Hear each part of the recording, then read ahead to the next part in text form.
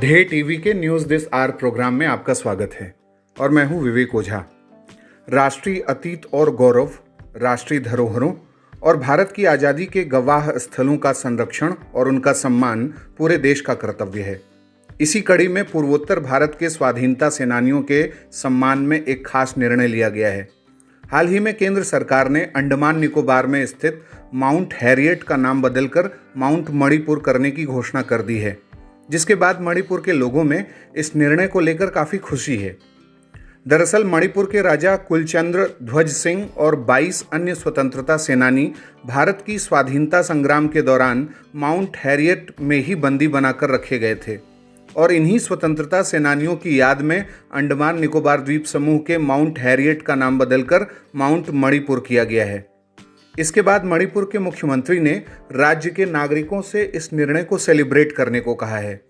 Candle light celebration करते हुए केंद्र सरकार को इस निर्णय के लिए धन्यवाद देने के लिए मणिपुर सरकार ने अपने नागरिकों को कहा है। इसके साथ ही माउंट हैरियट नेशनल पार्क का नाम बदलकर माउंट मणिपुर नेशनल पार्क करने का निर्णय केंद्र सरकार ने कर दिया है। गौरतलब है कि माउंट हैरियट अंडमान के कालापानी नामक स्थान पर है और केंद्र सरकार अब मणिपुर सरकार को माउंट मणिपुर में एक मेमोरियल साइट गठित करने में भी सहयोग प्रदान करेगी और इसके लिए अंडमान सरकार और मणिपुर सरकार के बीच लीज एग्रीमेंट पर वार्ता भी जारी है। केंद्रीय गृह मंत्री ने भी स्पष्ट किया है कि मणिपुर के महाराजा कुलचंद्रा ध्वज सिंह और 22 अन्य मणिपुरी स्वतंत्रता सेनानियों के सम्मान में यह निर्णय लिया गया है। जब इन फ्रीडम फाइटर्स को अंग्रेजों द्वारा काले पानी की सजा दी गई थी तो इन्हें माउंट हैरियट में ही कैद कर रखा गया था।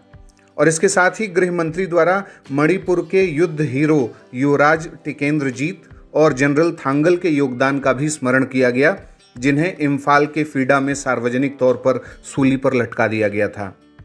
बात चाहे असम के मनीराम देवान की हो, मेघालय के कियांग नंगबाह की हो, मिशमी नेतृत्व वाले तजी मिंडरे की हो, नागालैंड की रानी गाइडिनल्यू की हो, असम के कुशल कुवार की हो या फिर पहले मिजो स्वतंत्रता सेनानी सूरवीर पसलथा की हो, असम के हेम बरुआ जिन्हें त्यागवीर कहते हैं उनकी बात हो या खासी लोगों के नेता यू तिरोत सिंह श्याम हों, असम के ही भोगेश्वरी फुकनानी हों, कनकलता बरुआ हों या कुकी नेता चेंगजापो कुकी डोंगल हों, इन सभी लोगों ने अंग्रेजों के खिलाफ आज़ादी की लड़ाई में अपनी जान गंवाई थी और इनकी अप्रतिम भूमिका को विस्मृत नहीं किया जा सकता।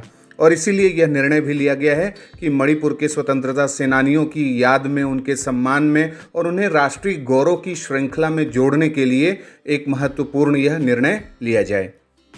अब बारी है आज के सवाल की। भारत को आज़ादी मिलने से पहले भारतीय जमीन पर भारत का झंडा पहली बार पूर्वोत्तर भारत के किस राज्य, किस स्थान और किस वर्ष फहराया गया था? ये आपको कमेंट बॉक्स में बताना है। तो ये था आज का हमारा प्रोग्राम। अगले प्रोग्राम के साथ जल्द ही हाजिर होंगे। धन्यवाद।